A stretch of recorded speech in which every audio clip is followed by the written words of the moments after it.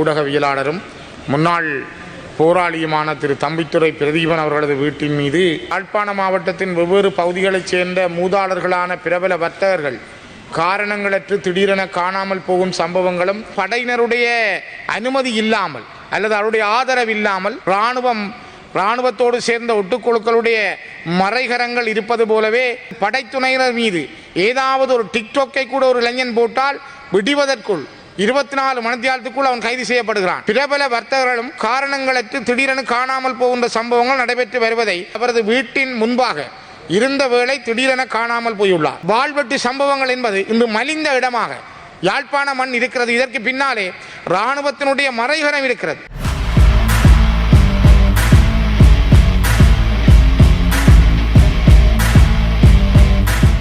ஜெஃப்னாபடியின் சொந்தங்களுக்கு வணக்கம்.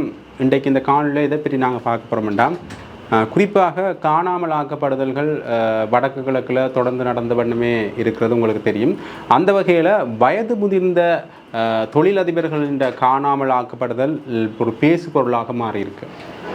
பாராளுமன்ற உறுப்பினர் சிவஞானம் ஸ்ரீதரன் இது பற்றி ஒரு உரை ஒன்று ஆற்றியிருக்கிறார். அதில் அவர் வயது முதிர்ந்த தொழிலதிபர்கள் 2017ஆம் ஆண்டிலிருந்து இற்றை வரைக்கும் காணாமல் ஆக்கப்பட்டு கொண்டு தான் இருக்கின்றார்கள். குறிப்பாக 2017ஆம் ஆண்டில் ஊடகவியலாளர் ஒருவர் என்ற தந்தையார் காணாமல் போனது. அவர் ஒரு தொழிலதிபர், அவர் காணாமல் போனதையும் விட்டு இற்றை வரைக்கும் அவர் பற்றின எந்த தகவலும் கண்டுபிடிக்கப்படவில்லை. அது மட்டும் இல்லாமல் இன்னும் சில தொழிலதிபர்கள் காணாமல் போயிருக்கணும்.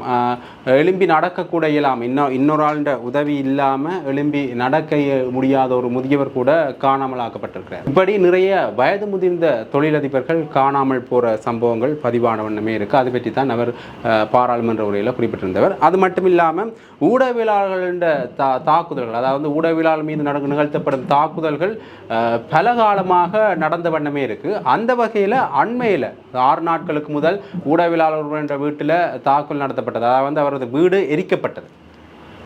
அது நடந்து 6 நாட்களாகி இன்னமும் அதற்கு எந்த விதமான ஒரு ஆக்ஷனுமே போலீஸார் எடுக்கல. எந்த கைது நடவடிக்கைகளும் மேற்கொள்ளப்படலை. அது பற்றியும் அவர் அங்கு கயத்திருந்தவர். உண்மையிலேயே இந்த வயது முதிர்ந்த அதிபர்கள் காணாமலாக்கப்படுதல் ஒரு இராணுவத்தின் மறைகரமாக கூட இருக்கலாம், அதாவது மறைகர செயற்பாடாக கூட இருக்கலாம் என்று அவர் குறிப்பிட்டிருக்கிறார். உண்மையிலேயே இந்த விடயத்தை பற்றி நாங்களும் யோசிச்சு பார்க்கணும். இது பற்றி அவர் ஆற்றின உரையைத்தான் நான் இந்த காணொலியில் இணைக்க போகிறேன். அதையும் பாருங்கள். காணி சுற்றுலா விளையாட்டுத்துறை தொடர்பாக கௌரவ அமைச்சர் அவர்கள் அந்த ஒழுங்கு பத்திரங்களின் மேலான உரையாற்றிய பின் கிடைத்த வாய்ப்புக்கு என்னுடைய நன்றிகள். கௌரவ பிரதி சபாநாயகர் அவர்களே, உங்களுடைய அனுமதியோடு முதலில் ஒரு சில விடயங்களை நான் பதிவு செய்ய விரும்புகிறேன். மிக முக்கியமாக யாழ்ப்பாண மாவட்டத்தின் பத்தமேனி அச்சுவேலியைச் சேர்ந்த ஊடகவியலாளரும் முன்னாள் போராளியுமான திரு தம்பித்துரை பிரதீபன் அவர்களது வீட்டின் மீது இனந்தெரியாத நபர்கள் தாக்குதல் நடத்தியுள்ளனர். கடந்த 2024 6/12 புதன்கிழமை நள்ளிரவு அச்சுவேலியில் உள்ள அவரது வீட்டிற்கு அடாவடியாக உள்நுழைந்த 5 பேர் கொண்ட கும்பல் வீட்டின் நுழைவாயில் கதவு ஜன்னல்களை ஆயுதங்களால் தாக்கி சேதம் ஏற்படுத்தியதோடு வீட்டில் நிறுத்தி வைக்கப்பட்டிருந்த மோட்டார் சைக்கிள், முச்சக்கர வண்டி மற்றும் வீட்டு உபயோகப் பொருட்களையும் தீக்கிரையாக்கியுள்ளனர். இதனால் 10 லட்சம் ரூபாவுக்கு மேல் பொருள் இழப்பு ஏற்பட்டுள்ளதுடன் ஊடகவியலாளரான தம்பித்துரை பிரதீபனின் ஊடகப் பணிகளுக்கு அச்சுறுத்தல் விடுக்கும் வகையிலேயே இந்த வன்முறை சம்பவம் திட்டமிட்டு அரங்கேற்றப்பட்டுள்ளது. 4 விசேட போலீஸ் குழுக்கள் அமைக்கப்பட்டு விசாரணைகள் மேற்கொள்ளப்படுவதாக செய்திகளில் கூறப்படுகின்ற போதும் இன்று வரை இந்த சம்பவம் தொடர்பில் ஒரு சந்தேக நபர் கூட கைது செய்யப்படவில்லை. இது தவிர யாழ்ப்பாண மாவட்டத்தின் வெவ்வேறு பகுதிகளைச் சேர்ந்த மூதாளர்களான பிரபல வர்த்தகர்கள் காரணங்களற்று திடீரென காணாமல் போகும் சம்பவங்களும் நடைபெற்று வருவதை அவதானிக்க முடிகிறது. பிரதீபன் அவர்கள் யாழ்ப்பாண மாவட்டத்தினுடைய மூத்த ஊடகவியலாளர்களில் ஒருவர். பல்வேறுபட்ட இடங்களிலே தன்னுடைய செய்தி சேகரிப்பை சிறப்பாக ஆற்றுகின்றவர். அவருடைய அந்த செய்தி சேகரிப்பின் மீது பொறாமை கொண்ட படைத்துறை சார்ந்தவர்கள்தான் இந்த விடயத்தை கையாண்டிருக்க வேண்டும்.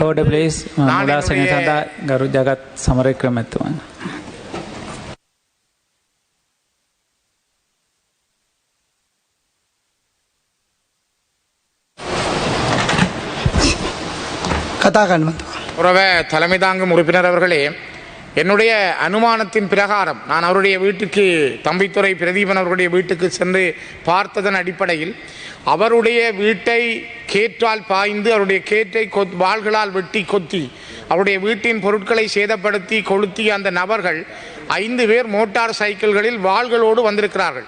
நள்ளிரவு வேளை யாழ்ப்பாணத்தின் தெருக்களிலே இவ்வாறு வருகின்றார்கள் என்றால் இது ஒரு படையினருடைய அனுமதி இல்லாமல் அல்லது அவருடைய ஆதரவு இல்லாமல் எவ்வாறு அங்கே வர முடியும்? இலங்கையிலே அதிகூடிய படைகள் யாழ்ப்பாண மண்ணிலே குவிக்கப்பட்டிருக்கிற இந்த சூழலில் யாழ்ப்பாணத்தில் இவ்வாறான வாழ்வெட்டு சம்பவங்களும் வீடுகளை உள்நுழைந்து உடைக்கின்ற சம்பவங்களும் அதற்கு பின்னாலே படையினர் காத்திருக்கின்ற விடயங்களையும் எங்களால் மிக துல்லியமாக உணர முடிகிறது. தம்பித்துறை பிரதீபன் அவர்களுடைய வீட்டு தாக்குதலுக்கும் இராணுவத்தோடு சேர்ந்த ஒட்டுக்குழுக்களுடைய மறைகரங்கள் இருப்பது போலவே நான் என்னுடைய சந்தேகத்தை இந்த உயர்ந்த சபையினூடாக வெளிப்படுத்த விரும்புகிறேன்.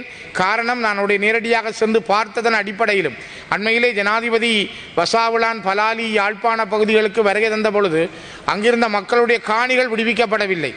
அங்கிருந்த மக்களுடைய இடங்களுக்காக அவர்கள் போராடி அழுது கொண்டு நின்ற பொழுது அந்த செய்திகளை மூத்த ஊடகவியலாளர்களான சுதந்திர ஊடகவியலாளரான தம்பித்துறை பிரதீபன் அவர்களும் சக்தி ஊடகத்தினுடைய ஊடகவியலாளரான பரதன் அவர்களும் செய்திகளை சேகரித்திருந்தார்கள்.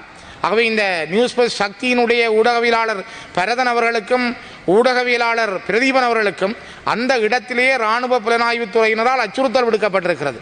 அந்த அச்சுறுத்தலுடைய தொடர்ச்சி அவருடைய பிரதீபனுடைய வீடு அடித்து நொறுக்கப்படுவதற்கும் தாக்கப்படுவதற்கும் எரிக்கப்படுவதற்கும் காரணமாக அமைந்திருக்கிறது.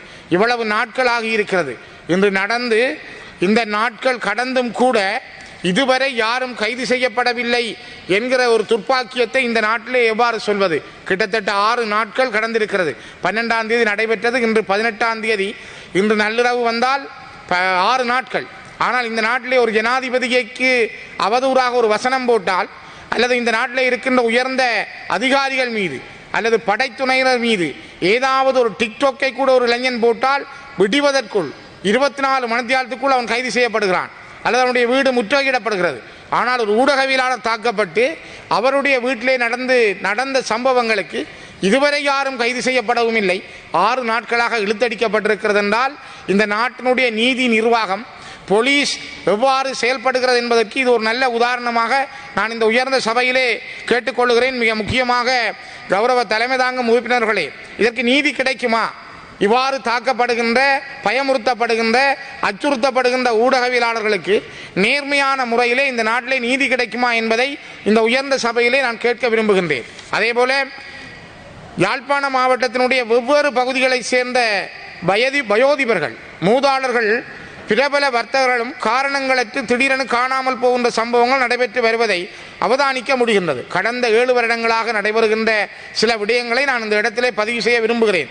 இத்தகைய சம்பவங்கள் வயது மூப்பினால் தன்னிச்சையாக ஏற்படும் சம்பவங்களாக அடையாளப்படுத்தப்படாத நிலையில் அவற்றின் பின்னணி குறித்து ஆராய்ந்து நடவடிக்கை எடுக்க வேண்டிய அவசியம் ஏற்பட்டுள்ளது. குறிப்பாக ஒன்று, சடையாளி சிவன் கோயிலடி காரைநகர் யாழ்ப்பாணத்தை பிறப்பிடமாக கொண்ட வதிவிடமாகவும் கொண்ட பிரபல வர்த்தகரான திரு வேலுப்பிள்ளை நடராசா வயது 63 என்பவர் கடந்த 2017/7/21 தேதி வெள்ளிக்கிழமை பிற்பகல் 2 மணிக்கு மாதாந்த மருத்துவ பரிசோதனைக்காக யாழ் போதனா வைத்தியசாலைக்கு சென்ற நிலையில் காணாமல் போயுள்ளார். இவரது மகனான திரு நடராஜா கோராஜ் அவர்கள் யாழ்ப்பாண மண்ணில் இருந்து செயல்படும் சர்வதேச வலை அமைப்புடன் கூடிய பிரபல ஊடக நிறுவனமான டான் தொலைக்காட்சி நிறுவனத்தின் ஊடகவியலாளராக கடமையாற்றும் நிலையில் இந்த சம்பவம் தொடர்பில் போலீஸ் முறைப்பாடு, பத்திரிகைகள் மற்றும் சமூக வலைத்தளங்கள் மூலமான விளம்பரங்கள் உள்ளிட்ட பல்வேறு வழிகளில் தேடுதல் மேற்கொள்ளப்பட்டும் 7 வருடங்களாகியும் எந்த முடிவுகளும் கிட்டவில்லை. ஒரு டான் தொலைக்காட்சியில் இருக்கின்ற மூத்த ஊடகவியலாளராக பணியாற்றிய கோராஜ் அவர்களுடைய தந்தை கிட்டத்தட்ட 7 வருடங்கள், இந்த ஆடி மாதத்தோடு 21ஆம் தேதியோடு 7 வருடங்கள், இதுவரை அவர் எங்கே என்பது தெரியாது. அதேபோல யாழ்ப்பாணம் புங்குடுதீவு 9ஆம் வட்டாரத்தைச் சேர்ந்த திருமதி யோகம்மா சோதிநாதன் வயசு 63 அவர்கள் கடந்த 6 மாதங்களுக்கு முன்பதாக மர்மமான முறையில் காணாமல் போயிருக்கிறார். இவர் புங்குடுதீவு மண்ணைச் சேர்ந்தவர். இவர் எங்கே என்பது இதுவரை தெரியாது. அதேபோல அண்மையில் யாழ்ப்பாணம் புங்குடுதீவு மடத்துவெளியைச் சேர்ந்த பிரபல கோடீஸ்வர வர்த்தகரும் வர்த்தகத்துறை சார்ந்து இலங்கை அரசால் தேசமானிய விருது வழங்கி மதிப்பளிக்கப்பட்டவரும் சமாதான நீதிவானும் புங்குடுதீவு மக்களால் அதிகம் அறியப்பட்டவருமான திரு வைத்திலிங்கம் கனகலிங்கம், வயது 82. அவர்கள் கடந்த 2024 5/12 மதிய வேளை புங்குடுதீவு மடத்து வழியில் உள்ள அவரது வீட்டின் முன்பாக இருந்த வேளை திடீரென காணாமல் போயுள்ளார். புரிதொருவரது உதவியற்று நடந்து செல்லவோ வாகனங்களில் ஏறி செல்லவோ முடியாத நிலையில் இருந்த அவர் திடீரென வீட்டு வாசலில் இருந்தே காணாமல் போயுள்ளமை மர்மம் நிறைந்ததாக உள்ளது. குறிப்பாக கௌரவ தலைமை தாங்கும் உறுப்பினர் அவர்களே, வைத்திலிங்கம் கனகலிங்கம் அவர்கள் கொழும்பு, வவுனியா, யாழ்ப்பாணம் பகுதிகளிலே மிக பிரபல வர்த்தகராக இருந்தவர். இலங்கை அரசு அவருக்கு தேசமானிய விருது வழங்கி இருக்கிறது. இவ்வாறான ஒருவர் புங்குடுதீவு மடத்து வழியில் தன்னுடைய வீட்டுக்கு முன்னால் கேற்றோடு தெருவோரமாக இருந்த பொழுது ஒரு மதிய வேளை திடீரென்று காணாமல் போயிருக்கிறார் என்றால், இந்த இவ்வளவு நாட்டிலே இவ்வளவு படைகள், போலீசார், முப்படைகள் இருந்தும் ஒருவருடைய காணாமல் போனமைக்கு இதுவரை அவரை கண்டுபிடிக்க முடியாமல் இருக்கிறதே. ஒரு மாதத்துக்கு மேலாக இருக்கிறது அவருடைய செய்தி. இன்று எத்தனையோ விளம்பரங்கள் போட்டிருக்கிறார்கள். சிங்கள பத்திரிகைகள், தமிழ் பத்திரிகைகள், அதனை விட ஊடகங்களில் போலீஸ் முறைப்பாடு, மனித உரிமைகள் முறைப்பாடு, என்னென்ன இடங்களில் சொல்ல வேண்டுமோ அந்தந்த இடங்களிலெல்லாம் அவர்கள் தனியான விசாரணைகளை கூட மேற்கொண்டிருக்கிறார்கள் அந்த குடும்பத்தினர். ஆனால் இதுவரை அவர் பற்றிய எந்த செய்திகளும் கிடைக்கவில்லை. இந்த நாட்டில் இவை நடந்து கொண்டிருக்கிறது. என்ன காரணம்? இவ்வாறான தொடர்ந்தும் வயோதிபர்கள் காணாமல் போதல், இளைஞர்கள் கைது செய்யப்படுதல், விசாரணைக்கு அழைக்கப்படுதல், இங்கே ஊடகவியலாளர்கள் தாக்கப்படுதல், இந்த நாட்டினுடைய நீதி நிர்வாகம், இந்த நாட்டினுடைய சிவில் நடவடிக்கைகள் என்ன என்பதை நீங்கள் சற்று சிந்தியுங்கள். இது ஒரு நாட்டுக்கு உகந்ததா? இந்த நாட்டினுடைய நேர்மையான பாதைகளுக்கு இது சரியானதா என்பதை நான் இந்த இடத்திலே பதிவு செய்ய விரும்புகிறேன். மிக முக்கியமாக நான் நினைக்கிறேன், யாழ்ப்பாண மண்ணிலே இந்த 3 வயோதிபர்கள் காணாமல் போயிருக்கிறார்கள் என்பது ஒருபுறமானது. இன்னும் பலர் காணாமல் போயிருக்கக்கூடும். அவர்கள் பற்றிய தகவல்கள் இதுவரை தெரியவில்லை. அவை வெளியிலே வரவில்லை. அடிக்கடி கடத்தல்கள், கைது செய்தல்கள் அல்லது வாழ்வெட்டு சம்பவங்கள் என்பது இன்று மலிந்த இடமாக யாழ்ப்பாண மண் இருக்கிறது. இதற்கு பின்னாலே இராணுவத்தினுடைய மறைகரம் இருக்கிறது. போலீசாருடைய அவர்களுக்கான ஒத்துழைப்பு இருக்கிறது. இதனை கட்டுப்படுத்த அவர்கள் தயாரில்லை என்பதைத்தான் இந்த செய்திகள் மிக வெளிப்படையாக சொல்லுகின்றன. ஆகவே இது ஒரு மிக முக்கியமானது. இந்த நாட்டிலே ஒரு இனம் தன்னை தக்க வைத்துக் கொள்ள முடியாமல், தன்னுடைய இருப்பை பாதுகாத்துக் கொள்ள முடியாமல் இங்கே திணறிக் கொண்டிருக்கிறது என்பதைத்தான் இது வெளிப்படையாக காட்டுகிறது. இதனால் தான் நாங்கள் போலீஸ் அதிகாரம் ஒரு தமிழர்கள் என்ற அடிப்படை, தனியான மொழி பேசுகின்ற இனம் என்ற அடிப்படையில், அவர்களுக்கு உரித்தான அந்த அதிகாரங்களின் அடிப்படையில் ஏன் போலீஸ் அதிகாரம் தேவை என்பதை நாங்கள் தெளிவாக கூறுவதற்கான காரணமே இவ்வாறான அடாவடிகள் இன்னொரு மொழி பேசுகின்ற இராணுவம் போலீசாருக்கூடாக பெரிய அளவிலே மேற்கொள்ளப்படுகிறது. இதற்கு பின்னாலே இராணுவ புலனாயும் இராணுவத்தினருடையதும் செயல்பாடுகள் மறைகரமாக இருக்கின்றன என்பதை நான் இந்த இடத்தில் பகிரங்கமாக சொல்லி வைக்க பதிவு செய்ய விரும்புகிறேன். அதே போல கௌரவ தலைமை தாங்கும் உறுப்பினர் அவர்களே, இங்கே காணி சம்பந்தமாகவும் காணியினுடைய முடிக்குரிய காணிகள் கட்டளை சட்டத்தின் ஒழுங்கு விதிகள் தொடர்பாகவும் அமைச்சர் அவர்களும் பிரஸ்தாபித்திருந்தார். முடிக்குரிய காணிகள் சாதாரணமாக கிளிநொச்சி என்பது 1950களுக்கு பிற்பாடு 1930களிலும் சரி 50களிலும் ஒரு குடியேற்றம் செய்யப்பட்ட ஒரு மாவட்டம். யாழ்ப்பாண மாவட்டத்திலிருந்து பெருமளவான மக்கள் பல ஊர்களிலும் இருந்து குடியேற்றப்பட்ட ஒரு மாவட்டம்தான் கிளிநொச்சி. அதே போல் 1983ஆம் ஆண்டு சிங்கள வன்முறைகளால், சிங்கள காடையர்களால் தாக்கப்பட்டு கொல்லப்பட்டு அழிக்கப்பட்ட நிலையில் உடுத்த உடுப்போடு கிளிநொச்சியிலே குடியேறி அந்த காடுகளை வெட்டி களனியாக்கி இன்று அந்த மண்ணிலே வாழ்ந்து கொண்டிருக்கிற மக்கள், மலையகத்திலே இருந்து வந்த மக்களும் இன்று கிளிநொச்சி மண்ணுக்குரியவர்களாக இருக்கிறார்கள். இன்று அந்த மண்ணிலே ஒரு 3வது தலைமுறை வளர்ந்து கொண்டிருக்கிறது.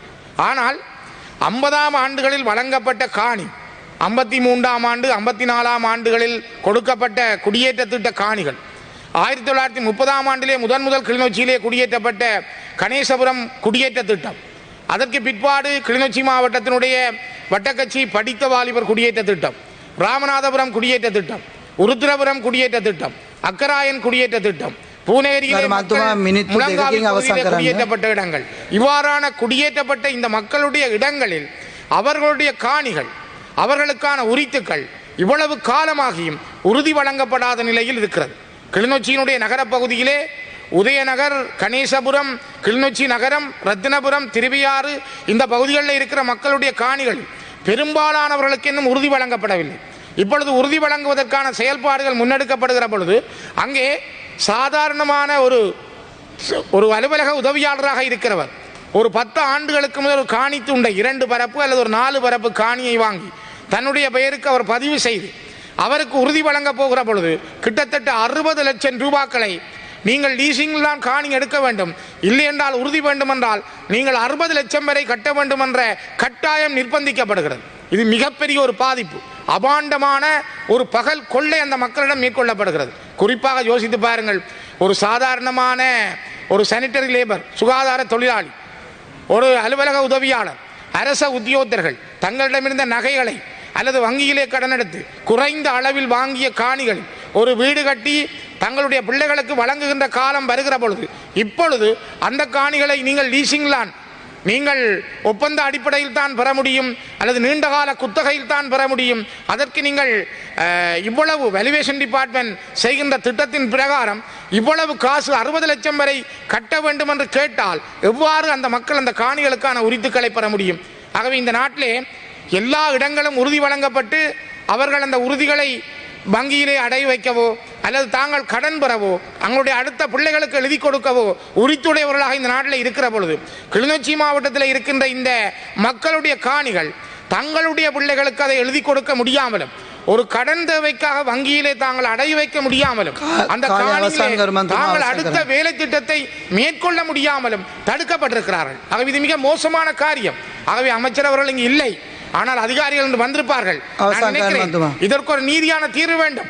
அவர்களிடம் இவ்வாறான சாதாரண உத்தியோகத்தர்களிடம் 60 லட்சம் இருந்து 1 கோடி வரையும் நீண்டகால குத்தகை காசு கட்டித்தான் நீங்கள் காணியினுடைய உறுதியை பெற முடியும் என்று கட்டாயப்படுத்தினால் அந்த மக்களுடைய எதிர்காலம் வாழ்க்கை பாதிக்கப்பட்டிருக்கிறது என்பதை மீண்டும் நான் இந்த இடத்திலே பதிவு செய்கிறேன்.